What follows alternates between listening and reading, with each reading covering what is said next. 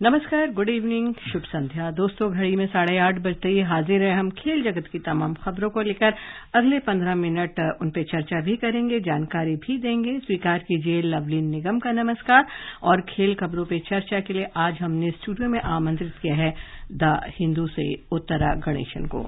उत्तरा नमस्कार, स्टूडियो में आपका स्वागत है। नमस्कार, धन्यवाद लवलीन। तो बॉर्डर गावस्कर ट्रॉफी जो खेली जा रही है, थर्ड टेस्ट मैच था इंडिया ऑस्ट्रेलिया के बीच जो आज से शुरू हुआ। कह सकते हैं आज का दिन तो पूरी तरह से ऑस्ट्रेलिया के नाम रहा। जी बिल्कुल, गेंदबाजी में भी और बल्लेबाजी में भी। तमाम खबरों पर चर्चा करेंगे। उत्तरा, पहले हेडलाइंस।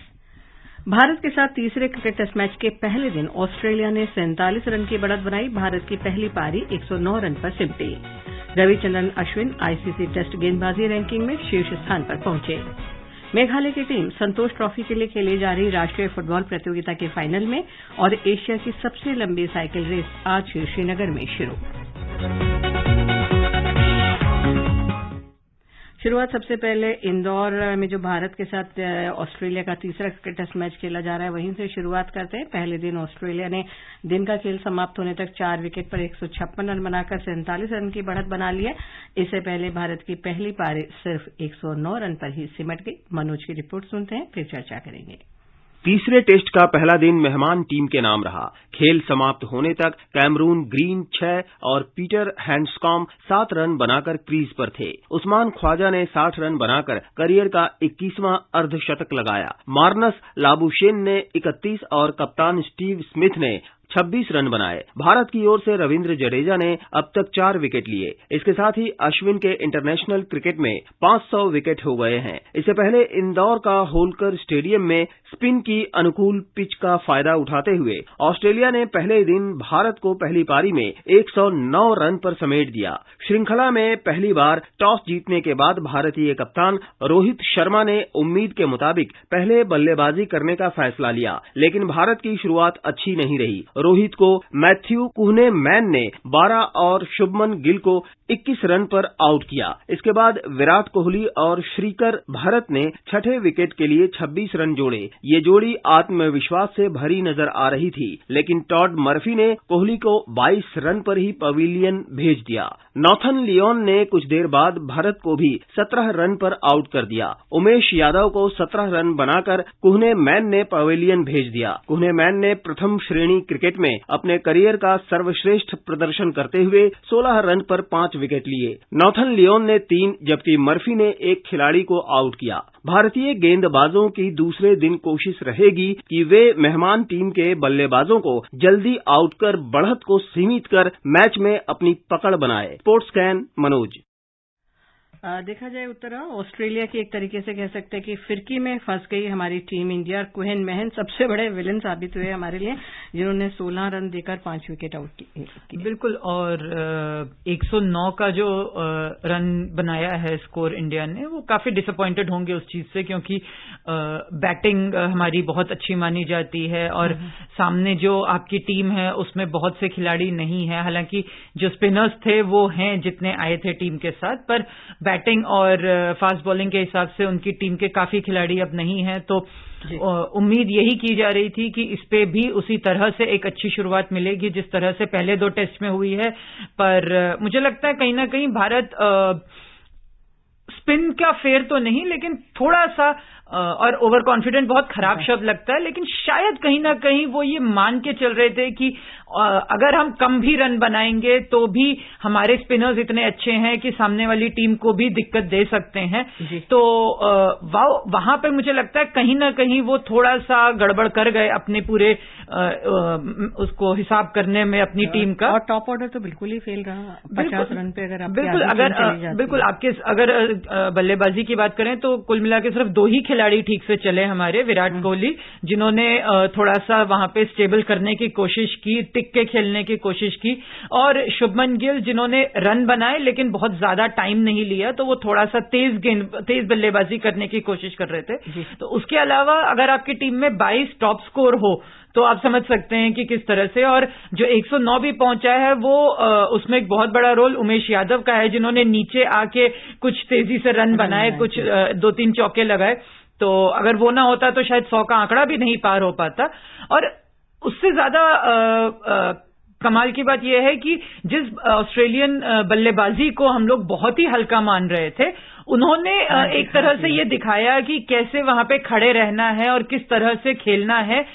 तो ये नहीं है कि बहुत अच्छा हो, सेकेंड इनिंग्स में बहुत अच्छी तरह से बैटिंग कर सकते हैं, लेकिन इस पहली इनिंग्स जो दोनों टीमों ने बल्लेबाजी की है, उससे आप ये जरूर समझ सकते हैं कि वहां पे इतना मुश्किल नहीं था टिके रहना, अगर थोड़ा सा पेशेंटली खड़े रहते तो। पर आज देखा जाए, पहले दिन अगर 14 विकेट गिर जाते हैं, तो आपको क्या लगता है कि कुछ पिच में भी ऐसा आलोचना हो रही है उसको भी लेकर? बिल्कुल हो रही है, क्योंकि पहले 2 टेस्ट की भी हुई थी। अगर आपके टेस्ट मैच 3 दिन में, 2 दिन में खत्म हो रहे हैं तो बहुत वाजिब सी बात है कि उसकी आलोचना होगी, उस पर सवाल बिल्कुल खड़े किए जाएंगे।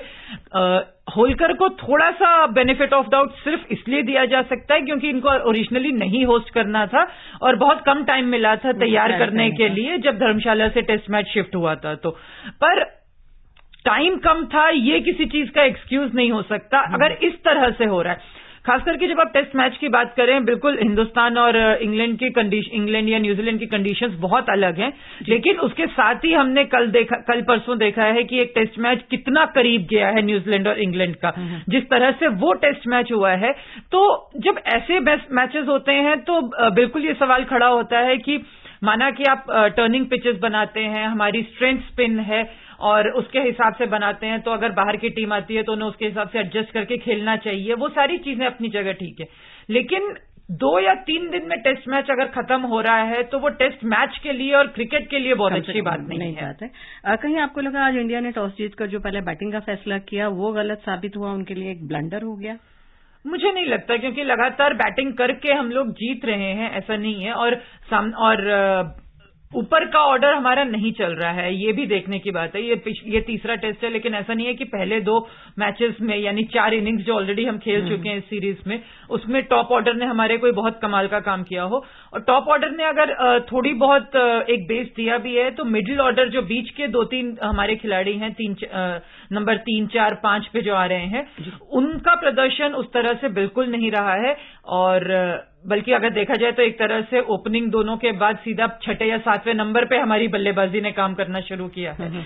पिछले मैच में भी अगर अक्षर पटेल और अश्विन का पार्टनरशिप नहीं होती तो शायद चीजें भारत के लिए बहुत गड़बड़ हो सकती थी फर्स्ट इनिंग्स में। तो बल्लेबाजी मुझे लगता है कि थोड़ा सा उस पर ध्यान देने की जरूरत है। शायद इसीलिए शुभमन गिल को इस बारी खिलाया गया था केएल राहुल को बाहर बिठा के, क्योंकि केएल राहुल पे काफी सवाल उठ रहे थे। हालांकि टीम मैनेजमेंट ने लगातार ये कहा है कि वो उनको बैक कर रहे हैं, क्योंकि वो प्लेयर बहुत अच्छे हैं और वाकई वो प्लेयर बहुत टैलेंटेड है, उसमें कोई डाउट नहीं है। लेकिन परफॉर्मेंस के बेसिस पे शायद उस बल्लेबाजी को ही सुधारने के लिए आज शुभमन गिल को खिलाया गया था।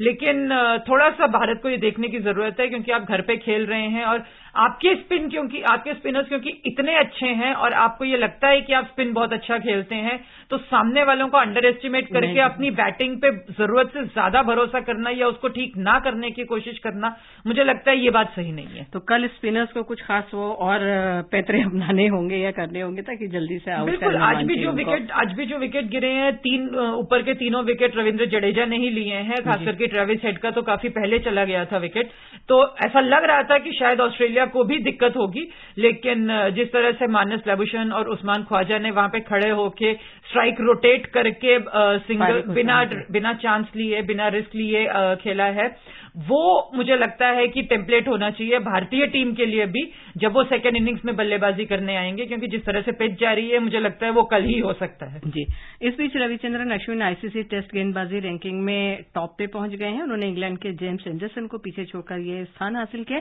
जसपाल की रिपोर्ट सुनने के बाद इस पर चर्चा करेंगे।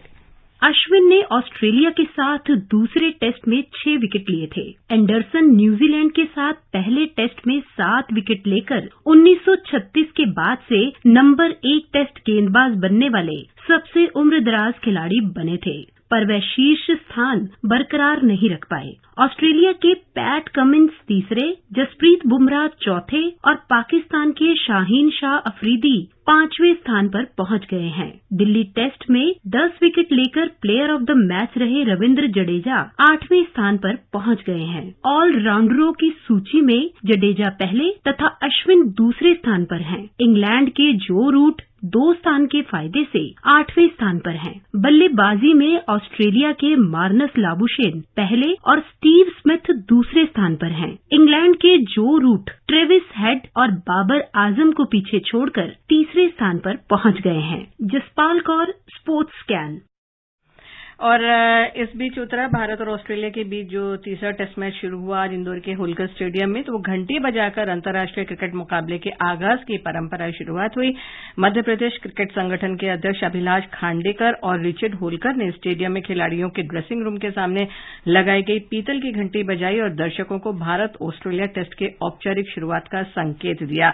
इसके साथ ही इंदौर स्टेडियम लंदन में लॉर्ड्स और कोलकाता के ईडन गार्डन्स जैसे प्रख्यात मैदानों में शामिल हो गया, जहां घंटी बजाकर मैच की शुरुआत की जाती है। और इसके अलावा एक और चीज हुई, आज भारतीय कप्तान रोहित शर्मा और ऑस्ट्रेलिया के कैप्टन स्टीव स्मिथ ने भारत के पहले टेस्ट कैप्टन रहे सीके नायडू की प्रतिमा का अनावरण किया। इसमें नायडू को फौजी वेशभूषा में दिखाया गया है। तत्कालीन होलकर राजवंश की सेना में कर्नल की मानद उपाधि से विभूषित नायडू की कप्तानी में भारत ने पहला टेस्ट मैच 1932 में लॉर्ड्स के मैदान पर इंग्लैंड के साथ खेला था। और योजना ये भी है कि नायडू की प्रतिमा को एमपीसीए के प्रस्तावित संग्रहालय में रखा जाए। तो दो चीजें होलकर से, अगर ये देखा जाए होलकर स्टेडियम एक उस प्रतिष्ठित उसमें शामिल हो गया जहां पीतल की घंटी बजाकर मैच शुरू होता है। बिल्कुल, और टेस्ट मैच जाना ही ट्रेडिशन के लिए जाता है। तो एक और स्टेडियम जिसमें जो एक काफी पुराना स्टेडियम है, बहुत ही से कहते हैं जिसका बहुत हिस्टोरिकल स्टेडियम है, तो वहां पे ये प्रथा शुरू होनी अच्छी बात है। और जिस तरह से मूर्ति का अनावरण हुआ है वो मेरे ख्याल से बहुत अच्छी चीज है, क्योंकि होलकर स्टेडियम में जो एक चीज सबसे अच्छी चीज है वो ये कि वहां के जितने भी स्टैंड्स हैं वो सारे खिलाड़ियों के नामों पर हैं। तो ऐसे खिलाड़ी जो शायद मध्य प्रदेश या वहां से ग्वालियर से या इंदौर से नहीं है, वहां पे अनिल कुंबले स्टैंड है, वहां सुनील गावस्कर स्टैंड है, वहां कपिल देव स्टैंड है। तो अच्छा लगता है क्योंकि हमारे देश में खिलाड़ियों को उस तरह से वो उनका खेलना छोड़ने के बाद उस तरह से इज्जत नहीं मिलती है, वो रिकॉग्निशन जो है वो नहीं होती है नॉर्मली, क्योंकि हमारे यहाँ पे सिर्फ खिलाड़ी जब तक खेल रहा है तब तक ही उसका नाम होता है। तो जब ऐसी छोटी छोटी चीजें होती हैं तो ये अच्छा लगता है कि आप किसी ऐसे इंसान को, ऐसे व्यक्ति को श्रद्धांजलि दे रहे हो और उनको आप याद रख रहे हो, उनका जो कॉन्ट्रीब्यूशन है वो आप भूले नहीं हो। एशिया की सबसे लंबी साइकिल दौड़ आज से श्रीनगर में शुरू हो गई है। इसमें एक महिला सहित 29 साइकिल चालक 3655 किलोमीटर की दौड़ के लिए रवाना हुए। हमारे संवाददाता सुनील कौल की रिपोर्ट सुनते हैं। Asia's longest cycle race began in Srinagar today as 29 cyclists, including one woman, set off for the first of its kind 3,651-kilometer event. The race, which has been accorded the status of Asian Ultra Cycling Championship by the World Ultra Cycling Association, was flagged off today in Srinagar by Divisional Commissioner Kashmir Shri Vijay Kumar Bidhuri. The Divisional Commissioner, while briefing the media persons about the event, said, ये race है, ये दिखाती है endurance के लिए बहुत ज्यादा endurance चाहिए, पैशन चाहिए, तब आप जो है इस तरह की रेस जो है कर सकते हैं। डिफरेंट एक्टिविटीज है, जैसे आपने देखा किसी ने साइकिलिंग करके नाम बनाया। अगर आप में पैशन है, जो कुछ भी आप चाहते हो आप कर सकते हो, कोई भी डिसेबिलिटी आपके सामने नहीं आती है। और स्पोर्ट्स में कहते रहते हैं कि हमारा JNK का जो यूथ है वो तो स्पोर्ट्स में और भी आगे है, और हमारा जो मौसम है वो तो उसको वैसे भी मदद करता है। Earlier, addressing the media persons, Project Director Jitendra Naik said that only 1,000-kilometer races were held till date in India, and maintained that this longest race from Kashmir to Kanyakumari will certainly give an opportunity to all the ultra cyclists in India to participate in this ultra cycling event of international standards. The route for this cycle race will be the longest highway, covering the National Highway 44 of 3,651 kilometers, passing through 12 major states, 3 major metropolitan cities, and over 20 major cities of the country. For Sports Scan, this is Sunil Kaul from Srinagar. और चलते चलते एक और खबर देते हैं। मेघालय की team संतोष trophy के लिए खेली जा रही राष्ट्रीय फुटबॉल प्रतियोगिता के फाइनल में पहुंच गई है। सऊदी अरब में आज उसने पंजाब को 2-1 से हराया। अब समय नहीं है कि कोई और खबर लें। बहुत बहुत धन्यवाद आपका उत्तरा में स्टूडियो आने के लिए, और लिसनर्स हम इस अंक को यहीं समाप्त करेंगे। नमस्कार।